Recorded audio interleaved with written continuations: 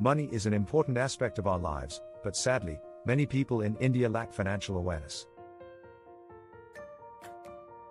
They struggle to make ends meet and aren't aware of the various ways to manage their finances. This is where financial awareness comes in. It refers to having knowledge and skills that help you manage your money effectively. Many people in India struggle to save money. If you're one of them, start by making a budget. This will help you keep track of your expenses and avoid overspending.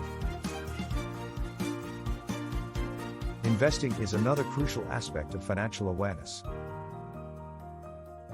There are many investment options available in India, such as mutual funds, stocks, and fixed deposits. Understanding these options can help you make informed decisions about your money.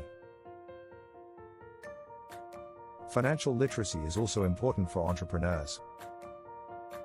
They need to understand how to manage business finances and create a sustainable business model.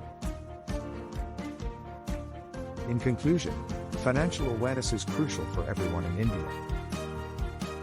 It can help you save money, invest wisely, and build a stable financial future. Thanks for watching this video. Don't forget to subscribe to our channel for more informative content.